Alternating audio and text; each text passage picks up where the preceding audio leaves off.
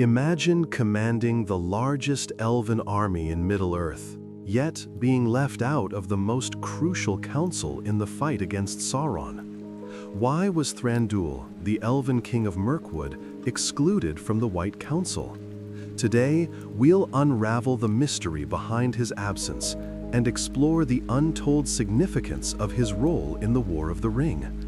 Stay tuned as we dive deep into the lore that shaped the fate of Middle-earth. What role did Thranduil truly play in the War of the Ring? For though the great chronicles tell of Gondor and Rohan, of Rivendell and Lothlorien, the shadow crept north as well, and there Thranduil waged his own silent war. Before we continue further, if you could take a moment to like this video and subscribe to the channel, it would mean the world and help us share more tales of Arda. Now, let's return to the story. Chapter 1: The Woodland King. The forest of Greenwood the Great once shimmered beneath the ancient stars, its leaves silver green and its air alive with song. The light there was softer than dawn, older than memory, a remnant of the days before the sun first rose. But time wears upon all things, even upon the elves, and as the long centuries turned, the forest darkened. The laughter faded, the birds grew silent, and a shadow crept beneath the trees. Yet, amid that growing gloom, one king remained unyielding.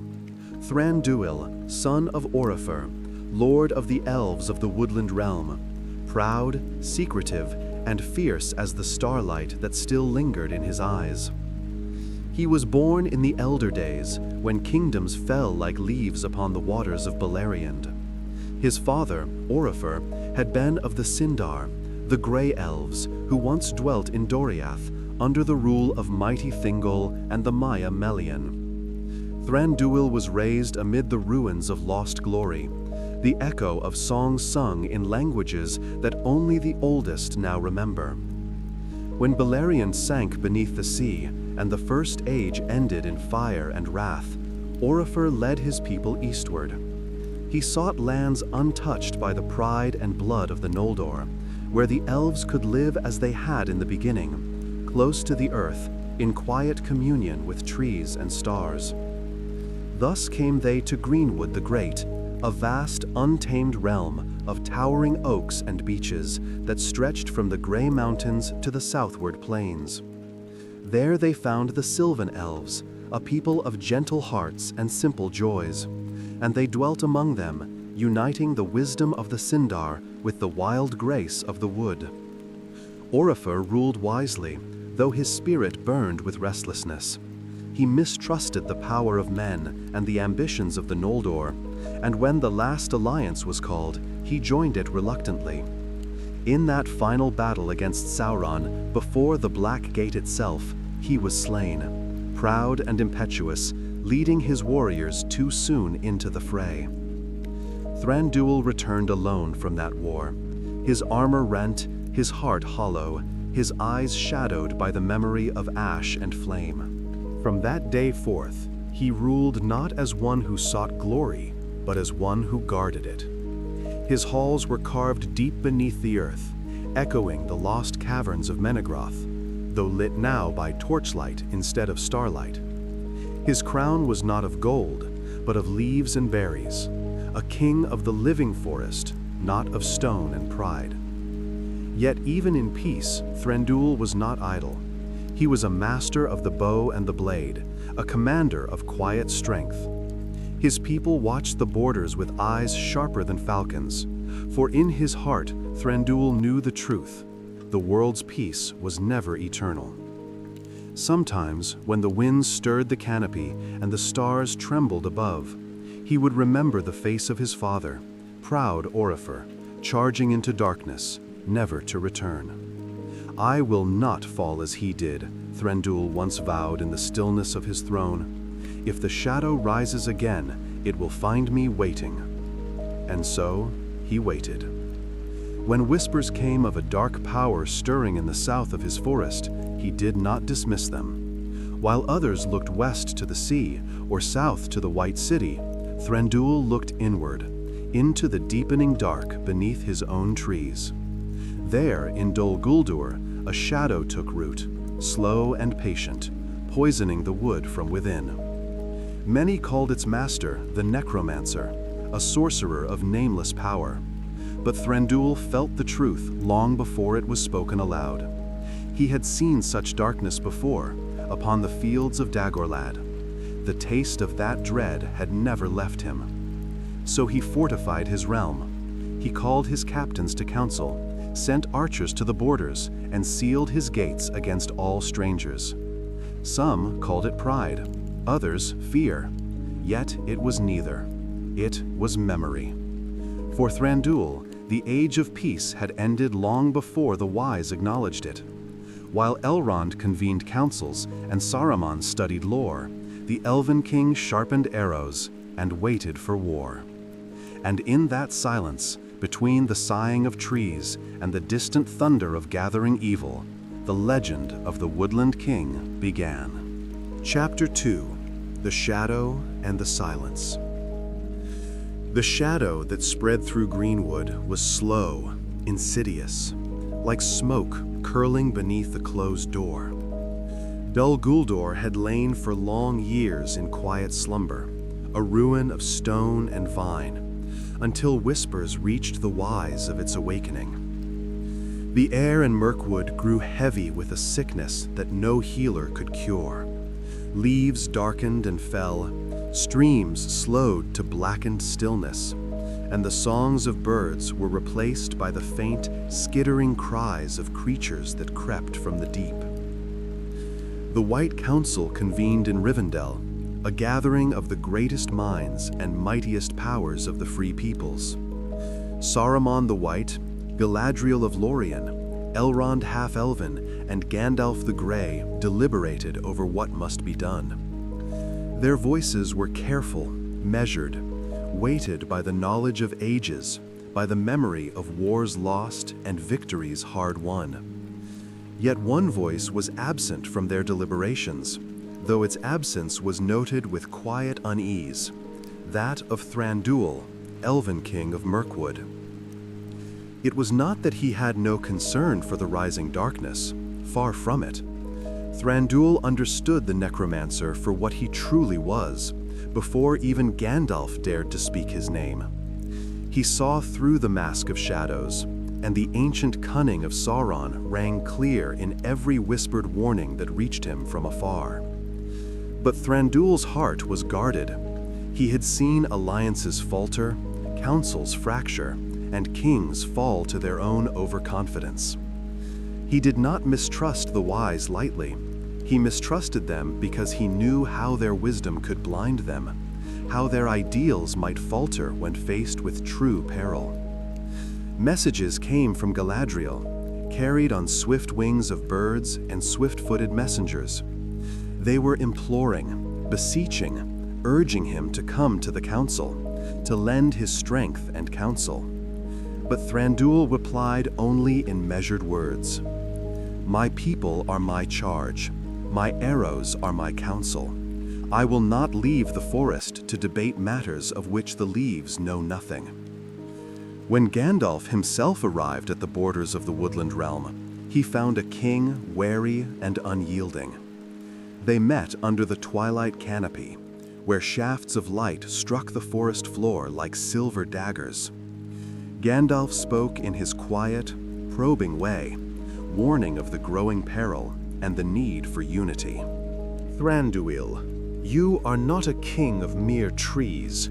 Your realm stands against the darkness even now, but the enemy moves with cunning beyond what any forest can hold. We need your voice among us." Thranduil's reply was calm, yet his voice bore the weight of centuries. "And if I leave the forest, what becomes of my people? Shall I chase shadows while the roots rot beneath me? No, Mithrandir. I guard the north because no other will. It was not pride, not arrogance that made him stay. It was memory.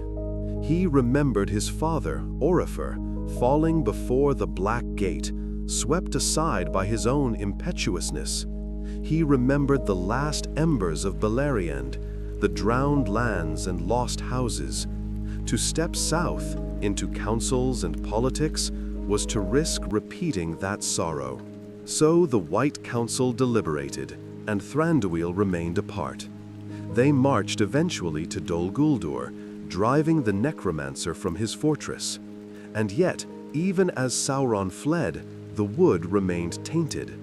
The victory of the wise was hollow, a reprieve rather than an end. For the enemy was not destroyed, only delayed, gathering in the shadows of Mordor, unseen by all except the vigilant king to the north. Mirkwood became both a line of defense and a kingdom under siege. Thranduil's scouts patrolled silently, his archers struck unseen, and every night the forest shivered with the presence of those who lurked in the shadows. The orcs that poured from the mountains were countless, yet the woodland realm endured. His people were tested by hunger, by fear, by the gnawing knowledge that the darkness was not far beyond the trees. Even in isolation, Thranduil was not idle. He negotiated with dwarves, watched men from afar, and observed the movements of the free peoples of Middle-earth. He saw alliances forming, and he saw the flaws, the pride of men, the overconfidence of wizards, the subtle arrogance of elves who thought the wisdom of the West could control the East. And so, the silence of Thranduil was not absence. It was a strategy, born of centuries of loss, sharpened by grief, and hardened into the steadfast vigilance that would hold the North against darkness, even as the South prepared for war. Chapter 3 of Pride and Protection. Thranduil's reign was not one of idle kingship. Though many whispered that he was aloof, proud, or even cold, none could deny the devotion he bore to his people.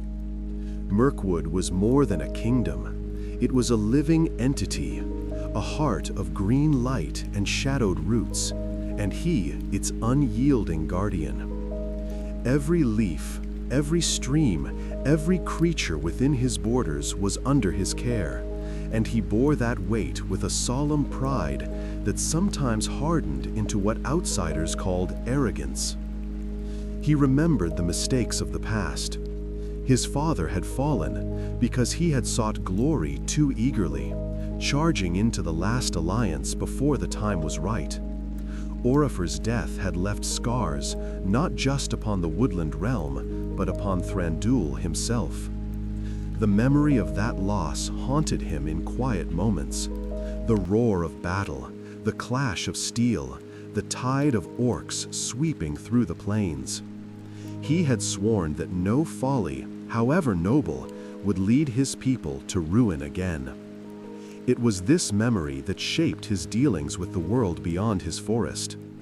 Men were fleeting allies at best, their loyalty too often swayed by fear or desire. Dwarves, though steadfast and brave, carried the shadows of greed in their hearts. Even the wise, though noble and far-seeing, were sometimes blinded by their own arrogance. Thranduil trusted few, and those he did, he tested as the wind tests leaves before a storm.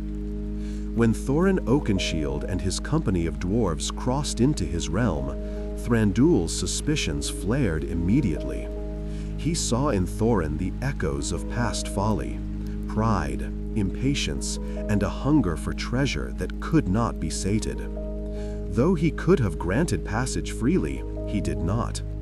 Instead, he captured the company, holding them within the stone halls of his underground fortress. "Gold is a sickness," he murmured to himself, pacing the marble floors of his great hall, "and it will slay more kings than any blade ever could." Yet, even in his sternness, he was not without compassion. He observed Bilbo Baggins, a small and unassuming hobbit, and saw in him a bravery that did not depend on blood or crown.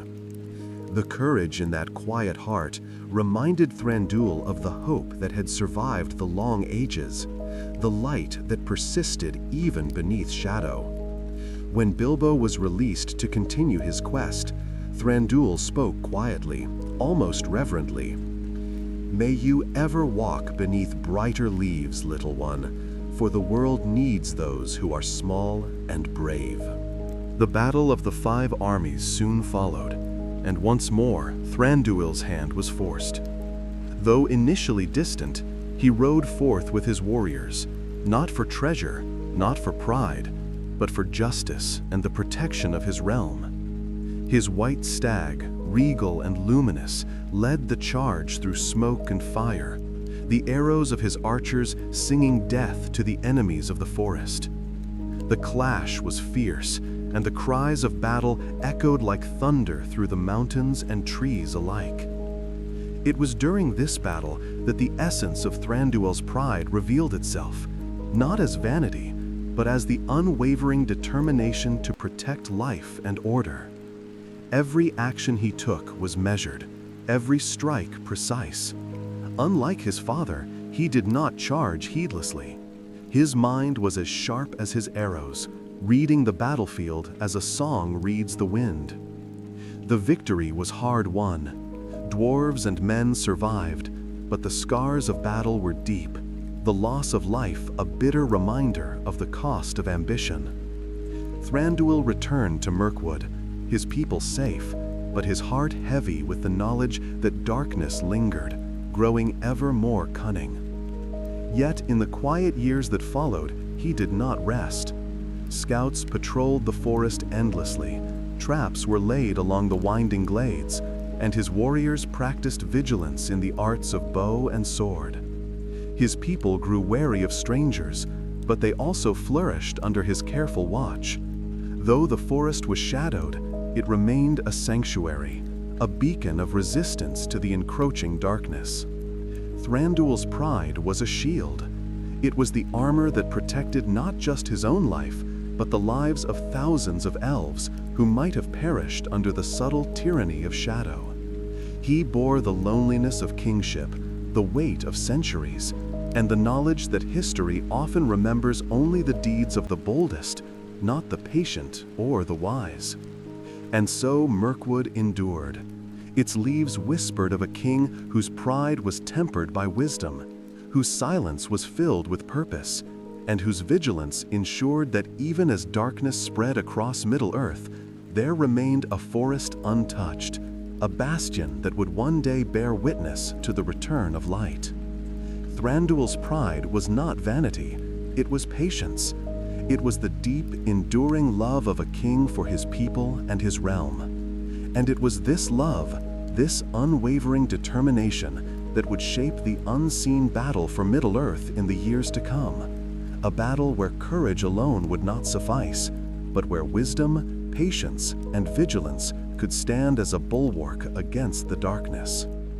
Chapter 4: The War of the Ring. When the War of the Ring unfolded in the south, the free peoples of Middle-earth were drawn into a tide of fire and steel, their fates entwined with the fate of a single, terrible artifact. Gondor called to Rohan, Rivendell sent counsel and aid, and Lothlorien watched from its golden halls. Yet in the north, the forests of Greenwood, now known as Mirkwood, bristled with silent readiness under the unwavering gaze of Thranduil, Elvenking of the Woodland Realm. The shadow had returned in force. From the mountains and caverns, the dark creatures of Mordor surged, seeking foothold in every valley, every glade. Wolves, orcs, and lesser monsters crept into the forest under the veil of night, striking at unwary hunters, corrupting streams, and leaving a trail of fear. Even the stalwart Sylvan elves felt unease in the shifting darkness. Thranduil did not speak lightly of these things, for words can falter when faced with true peril. Instead, he acted, and his actions spoke with deadly precision. Every patrol he dispatched moved like a whisper upon the forest floor. Every arrow loosed flew true. Every trap was laid with the care of centuries. He knew the forest intimately, each root, each stone, each shadowed hollow. To him, Mirkwood was not merely a kingdom, it was a weapon, alive and aware, bending to his will as surely as the wind bends the leaves. When news of the South's battles reached him, of Gondor besieged, of Helm's Deep trembling under the march of orcs, of Minas Tirith scarred by shadow, he did not move hastily. Thranduil's wisdom was measured by centuries, not days. He understood that rushing to aid distant lands might weaken the defense of the North. His was a war fought not for glory, but for survival. Yet the Elven King did not remain entirely in the shadows. He rode forth when necessity demanded. His white stag, gleaming like a shard of moonlight amidst the dark boughs, led the woodland warriors in swift, decisive strikes. Entire squads of orcs were cut down before they even glimpsed the first light of dawn, their cries swallowed by the whispering trees. In these strikes, the hand of Thranduil was evident, swift, precise, devastating. He commanded not with shouts, but with the subtle orchestration of bow and blade, of forest and shadow, each element working as part of a greater design. Mirkwood became a crucible of quiet warfare. The elves skirmished with advancing forces, protecting the heart of the forest while never revealing the full measure of their strength. Thranduil's scouts intercepted the movements of spies and servants of Sauron, turning ambushes into traps and terror into strategic advantage. Yet even in this relentless vigilance, the cost weighed upon him. He bore the knowledge that lives were lost in every engagement, that even the most skilled warrior could fall to the cunning of shadow. The necromancer's influence pulsed stronger than ever from Dol Guldur, yet the fortress remained besieged not only by the council's forces in the south, but by Thranduil's quiet blockade. No creature left its walls without consequence. No dark force passed through the woods without meeting the unerring arrows of the woodland elves. He was the unseen hand that held the north intact, while the south fought in fire and smoke, the hidden pillar upon which the stability of the free peoples rested.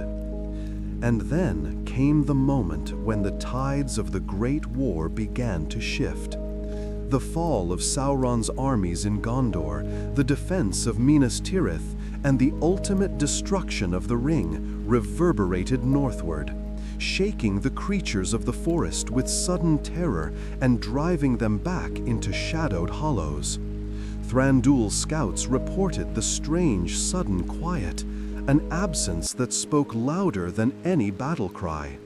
The world was changing, the shadow lifted, and the north remained standing. The forest itself seemed to breathe a sigh of relief, yet Thranduil's vigilance did not waver.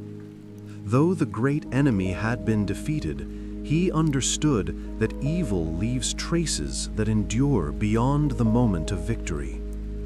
The wood would need healing, the rivers cleansing, the air purifying. Mirkwood had survived, but the war had left its scars upon tree and stone, upon heart and mind. In those quiet days after the war, Thranduil reflected upon the role he had played, unseen, unsung, yet pivotal. He had chosen isolation not from fear, but from prudence. He had protected the north when others might have faltered. His pride had been a shield, his patience a weapon, his wisdom a fortress. He had not sought renown, but he had ensured survival, and in that he understood the deepest truths of kingship.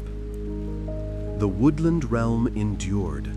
The necromancer's fortress lay empty, The orcish hordes scattered, and the air slowly cleared of the taint that had once poisoned every leaf and stream. Thranduil's people thrived once more under his careful guidance, and for the first time in many decades, the forest dared to dream of peace. Yet in his heart, Thranduil carried a quiet knowledge. The world would always need guardians, often invisible, often forgotten. And in Mirkwood, the Elven king remained, a sentinel in the shadow, a king whose role in the Great War was as hidden as it was vital. Chapter 5. The What-Ifs of History. History, as it is told, is a tapestry woven from choices made and chances seized. Yet often, it is the threads unseen, the deeds unrecorded, that determine the pattern. Thranduil's absence from the White Council was one such thread, a shadow between the lines of the great story, subtle yet shaping, a presence that was not presence, a silence that spoke volumes. One cannot measure the weight of a king who chooses solitude over counsel, nor the ripples sent through time by the archers and scouts who act in secret. Thranduil might have joined the White Council, adding his voice, his experience, his keen mind. Yet in that act, he might have altered the course of history in ways both perilous and profound. Would the necromancer have been driven from Dol Guldur sooner? Perhaps. Could alliances in the south have been swifter or more decisive? Perhaps. But might not the north have been left vulnerable? Mirkwood stripped of its sentinel? Most certainly. Thranduil understood this as few others could. To him, the war was not a contest of councils or debates, but of survival, of keeping what is good and alive from being consumed by shadow. He saw the folly in over-reliance on the West, in the assumption that wisdom alone could defeat cunning. His patience, his vigilance, his solitude, all were deliberate acts of strategy, though they went unnoticed by most. And yet, he did not escape the sting of regret. In the quiet nights, beneath the high, vaulted canopies of Mirkwood, Thranduil would sometimes ponder the paths not taken. He imagined the halls of Rivendell, the council chamber alive with debate, his own voice ringing alongside Elrond, Galadriel, and Gandalf. He pictured the possibilities of faster victories, of fewer deaths, of shadow crushed before it could rise again. Would it have mattered? He whispered to the wind, letting his voice carry through the trees. Would my presence have changed the tide, or merely cost lives that should have been spared here? For in truth, his absence had consequences both seen and unseen. The delay in confronting Dol Guldur allowed Sauron to gather strength, to retreat southward to Mordor and prepare his armies for the final assault. Orcs and creatures of darkness prowled Mirkwood unchecked for a time, and the forest itself suffered. Rivers stagnated, leaves blackened, and the songs of the birds were drowned beneath an unending murmur of fear. Yet the north endured. Every shadow that crept through the trees met resistance. Every dark plan fell short. Every assault was met with deadly precision. Thranduil's decision to act independently had preserved Mirkwood when other lands faltered. The north remained a bastion of light and order, a shield that allowed the south to fight without fear of a second front. In this, one could argue that his absence from the council had been not a weakness, but a different form of strategy, a hidden defense whose importance would only be understood long after the war ended. The what-ifs of history, however, are endless. Had Thranduil joined the White Council, perhaps the war would have been swifter. Perhaps Dol Guldur would have fallen before Sauron could gather his strength. Perhaps fewer lives would have been lost. Yet such thoughts are tempered by wisdom, for the king knew that presence in one place often meant absence in another. To protect the north, he had to stay to stand vigilant when others could not. Even Gandalf, wise as he was, could not fully grasp the value of such vigilance. To the Grey Pilgrim, the focus was often on the south, on Gondor, on the quest to destroy the ring. But Thranduil's vision stretched beyond the immediate threat. He saw the slow, creeping poison of shadow, the subtle weakening of lands far from battlefields, and he acted accordingly. In this way, Thranduil became a guardian whose deeds were invisible to history books, whose victories were uncelebrated, and whose name was rarely sung in the halls of men. And yet, without him, the North might have fallen, leaving a flank open for Sauron's armies, and perhaps even imperiling the very mission that would destroy the ring. It is tempting to ask, as men often do, what might have been. Yet Tolkien himself, in the shaping of Middle-earth, reminds us that heroism often lies not in fame, but in steadfastness, not in councils and proclamations, but in the quiet vigilance of those who endure when no one is watching. Thranduil's role, hidden, deliberate, patient, embodies this truth. In the end, the what-ifs linger only in memory and thought, for Mirkwood survived, the North endured, and the larger tale of Middle-earth flowed forward toward its destiny. Thranduil's legacy, like the roots of ancient trees, runs deep beneath the surface, unseen yet unbroken, anchoring the world against the darkness that threatened to consume it all. Chapter 6: The Enduring Light. When the war was ended and the shadow cast down, Thranduil did not sail west. He remained. The wood began to heal. The spiders fled. New leaves grew where fire had scorched. And though the age of elves was fading, his people lingered, unwilling to forsake the forest they had guarded so long. In later years, his son Legolas would travel far, fighting beside men, walking among dwarves, sailing at last to the undying lands. But Thranduil stayed behind, watching the stars fade from his forest one by one. He was the last echo of Doriath's light, the last king beneath the leaves. His pride, once thought cold, became the quiet endurance of an age passing into memory. And though his deeds were seldom sung, his role was no less vital. For without the woodland realm, the North would have fallen. Without Thranduil, the forest would have burned long before the ring was found. In the deep twilight of Middle-earth, when men began to rule the world, there were still whispers among the trees of a tall, fair figure who walked beneath the stars.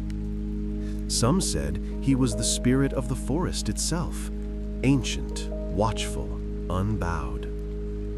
Others said he was simply a king who had loved his realm too deeply to leave it.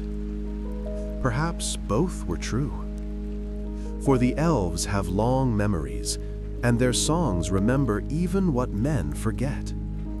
And in those songs, the name of Thranduil endures, not as one who sought glory, but as one who stood unbroken between darkness and the light.